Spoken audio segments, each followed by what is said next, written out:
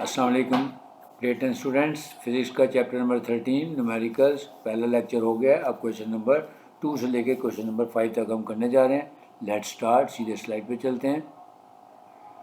Question number 2 से लेके और क्वेश्चन नंबर 5 तक करते हैं। क्वेश्चन नंबर 2 ये रहा आपके सामने,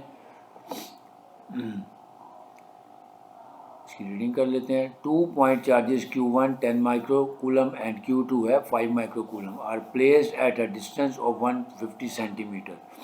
यानी दो चार्जेस हैं जिनकी कैपेसिटेंस हमें दी हुई है 10 माइक्रो और 5 माइक्रो, और उनका दरमियान जो डिस्टेंस है वो 150 सेंटीमीटर है। तो उसको 100 पे डिवाइड करके मीटर में कन्वर्ट कर लेंगे।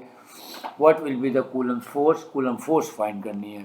तो कूलम्स लॉ की मदद से हम कर लेंगे। सबसे पहले हम गिवन डाटा लिख लेते हैं। गिवन डाटा में हमें दिया हुआ है चार्ज, यानी Q1 की वैल्यू दी हुई है 10 माइक्रो कूलम, और सेकंड जो है वो Q2 उसकी वैल्यू दी है 5 माइक्रो कूलम। तो माइक्रो की वैल्यू होती है 10⁻⁻⁶, वो वैल्यूज पुट कर देते हैं। अब हम आगे देखते हैं कि हमें डिस्टेंस दिया हुआ है। डिस्टेंस को हम r से डिनोट करते हैं। 150 सेंटीमीटर, इसको 100 पे डिवाइड किया तो मीटर में आ गया 1.5 मीटर। और k की वैल्यू हमें पता है, फिक्स वैल्यू होती है 9 × 10⁻⁹ nm² c-2। ये हमारे पास वैल्यू सारी आ गई। अब हमने फाइंड करनी है कूलम्स फोर्स फाइंड करनी है, तो कूलम्स का लॉ यूज़ करेंगे। गिवन डाटे को शॉर्ट फॉर्म में दोबारा लिख लेते हैं। Q1 की वैल्यू आ गई, Q2 की वैल्यू आ गई, फिर डिस्टेंस यानी R की वैल्यू आ गई और K की वैल्यू आ गई। अब हमारे पास कूलम्स लॉ आ गया, F = K × Q1 Q2/r²। Just इसमें वैल्यूज पुट करनी है। अब अगर आपके पास एडवांस कैलकुलेटर है तो आप ये वैल्यूज डायरेक्ट आंसर निकाल सकते हैं। इन केस आपके पास एडवांस कैलकुलेटर नहीं है तो मल्टीपल्स ऑफ 10 को अलहदा निकाल लें, यानी 10⁻⁹, फिर 10⁻⁻1, फिर 10⁻⁻⁶ और 10⁻⁻⁶। इन सब को इकट्ठा कर लें तो ये हो जाएगी 10⁻⁻2। फिर ये 5 और ये 9 का प्रोडक्ट ले लें। 45 डिवाइडेड बाय 1.5 का स्क्वायर लेंगे तो 2.25, यानी 45 डिवाइडेड बाय 2.25 और बाकी 10 मल्टीपल्स ऑफ 10 की पावर्स को इकट्ठा करके 10⁻⁻2 कर लें। अब आप नॉर्मल कैलकुलेटर से भी आंसर निकालेंगे तो आंसर आ जाएगा 0.2 newton. Hence the required force would be 0.2 newton. Next question number 3, the force of repulsion between two identical positive charges is 0.8 newton when they are charged, these charges are 0.1 metre apart. यानी ये distance दिया है one के दरमियान, are की value दी हुई है और अब हमें कूलम फोर्स दी हुई है 0.8 न्यूटन। फाइंड क्या करना है हमने, Q1 और Q2 की वैल्यू फाइंड करनी है। लेकिन बता दिया हुआ है क्वेश्चन में कि आइडेंटिकल पॉजिटिव चार्जेस हैं। जैसे हम लिखेंगे लेट Q1 = Q2 = Q। तो पहले गिवन डाटा लिख लेते हैं और फिर कूलम्स लॉ की मदद से इसको सॉल्व करते हैं।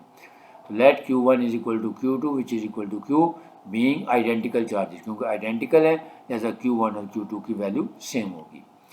डिस्टेंस दिया हुआ है R 0.1 मीटर, क्योंकि पहले ऑलरेडी मीटर में लिहाजा कन्वर्ट करने की जरूरत नहीं है। और कूलम फोर्स F की वैल्यू में दी हुई है 0.8 न्यूटन।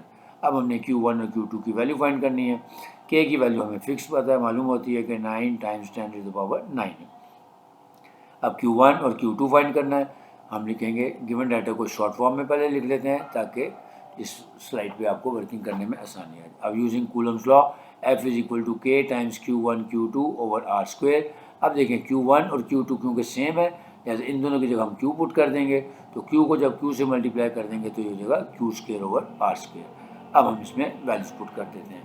तो फोर्स हमें दी हुई थी 0.8, फिर ये K की वैल्यू आ गई 9 × 10⁻⁹ डिवाइडेड बाय R की वैल्यू 0.1 का स्क्वायर और Q² ऐसे ही आ गया। अब यहाँ से हम क्रॉस प्रोडक्ट करेंगे, ये उधर जाके मल्टीप्लाई हो जाएगा और ये इधर आके डिवाइड हो जाएगा। तो Q² की वैल्यू आ जाएगी 0.8 × 0.1 का स्क्वायर डिवाइडेड बाय 9 × 10⁻⁹। फिर कैलकुलेटर से आंसर निकाल लिया, आंसर आ गया 8.889 × 10⁻⁻13। इसको मैंने 4 डिजिट तक राउंड ऑफ कर लिया। अब क्योंकि ये Q² की वैल्यू आई है तो हमें चाहिए Q, तो हम देखेंगे taking square root on both sides. जब स्क्वायर रूट लेंगे दोनों साइड्स का तो Q² स्क्वायर रूट को कैंसिल कर देगा और Q की वैल्यू आ जाएगी हमारे पास 9.43 × 10⁻³ कूलम। ये क्योंकि Q की वैल्यू आई है तो क्योंकि आइडेंटिकल है तो लिहाजा Q1 और Q2 की वैल्यू भी सेम होगी। Hence the value of each charge would be या is 9.43 × 10⁻³ coulomb. Next question number 4, two charges repel each other. अब दो चार्जेस हैं जो रिपेल कर रहे हैं 0.19 फोर्स के साथ, यानी कूलम फोर्स हमें दी हुई है 0.1 newton when they are 5 centimetre apart, जबकि उनके दरमियान जो डिस्टेंस है वो 5 सेंटीमीटर का है। Find the force between the same charges when they are 2 centimetre apart, यानी अगर वो 5 सेंटीमीटर के डिस्टेंस पे थे तो उसकी फोर्स है 0.1 न्यूटन। अगर यही डिस्टेंस हम 5 सेंटीमीटर से कम करके 2 सेंटीमीटर कर दें तो क्या होगी फोर्स। अगेन पहले गिवन डाटा लिख लेते हैं, क्योंकि अब हमारे पास दो फोर्सेस दी हैं और तो हम इसके लिए F1 और F2 इसी तरह R1 R2 का सिंबल यूज़ करेंगे। सो गिवन डाटा में कूलेंट फोर्स हमें दी हुई है 0.1 न्यूटन, उसको हम F1 कह देंगे। फिर distance between the charges R1 यानी जो 5 सेंटीमीटर का, इसको हम 100 पे डिवाइड करेंगे तो 0.05 मीटर आ जाएगा, इसका मैंने R1 कह दिया। इसी तरह जब हम 2 सेंटीमीटर करेंगे तो उसको हम R2 कह देंगे, तो ये हो जाएगा 0.02 मीटर। अब हमें जो फोर्स फाइंड करनी है उसको हम F2 कह देते हैं और K की वैल्यू हमें पता है फिक्स होती है 9 multiplied by 10 to the power 9 Nm square पर स्क्वायर कैपेसिटेंस पर स्क्वायर कूलम। ये K की वैल्यू आ गई। अब उसके बाद हमें कूलम फोर्स फाइंड करनी है, क्योंकि F1 हमने पहले वाले को दे दिया जो गिवन थी, तो जो फाइंड करनी है उसको हम F2 कह देते हैं। और इसके लिए बहुत ही आसान है फार्मूला, मैंने आपको लिखा, आप पहले वीडियो लेक्चर में देखेंगे तो वहाँ मैंने एक फार्मूला लिख के दिया हुआ था, the product of F1 square and R1 square is equal to the product of F2 times R2 square. वही वाला फार्मूला हम यूज़ करेंगे। देखें F1 R1 square is equal to F2 R2 square. अब वैल्यूज पुट कर देते हैं, क्योंकि हमने F2 फाइंड करना है, तो ये R2 स्क्वायर यहाँ मल्टीप्लाई और यहाँ ला के इसके नीचे डिवाइड कर दें। So F2 is equal to F1 times R1 square divided by R2 square. Values put कर दें। F1 है हमारे पास 0.1, R1 का स्क्वायर आ गया 0.05 का स्क्वायर डिवाइडेड बाई R2 था हमारे पास 0.02, इसका स्क्वायर लें और फिर कैलकुलेटर की मदद से आंसर निकाल दें। आंसर आ जाएगा 0.625 Newton, which is the required force. Next, question number 5. The electric potential at a point in an electric field is 10 raised to the power 4 volt. यानी इलेक्ट्रिक पोटेंशियल V की value में दी हुई है 10 raised to the power 4. If a charge of 100 microcoulomb is brought from infinity to this point, यानी अगर हमें 100 microcoulomb का charge इसके करीब ले गया है, what would be the amount of work done? Work done हमने फाइंड करना है, बहुत आसान है। वर्क डन का फार्मूला होता है W is equal to QV, यानी चार्ज भी दिया हुआ है, पोटेंशियल भी दिया हुआ है, दोनों का प्रोडक्ट लेना है। तो पहले गिवन डाटा लिख लेते हैं। गिवन डाटा में पोटेंशियल डिफरेंस हमें दिया हुआ है 10 raised to the power 4 volt, यानी 10,000 वोल्ट।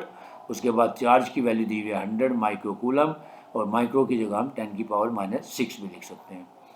फिर अमाउंट ऑफ वर्क हमने फाइंड करनी है यूजिंग फार्मूला। वर्क डन का फार्मूला है जी Q और V का प्रोडक्ट, यानी चार्ज और पोटेंशियल दोनों का प्रोडक्ट ले लेंगे। जस्ट हमने वैल्यूज दी हुई है, इसमें वैल्यूज पुट कर देते हैं। चार्ज है हमारे पास 100 times 10 raised to the power -6 और वोल्टेज हमारे पास था 10 की पावर 4। इन सब को 10 की पावर 4 में या 10 की पावर में कन्वर्ट कर लें, क्योंकि देखें ये 10 की पावर 2 है, ये 10 की पावर -6 है और ये 10 की पावर 4 है।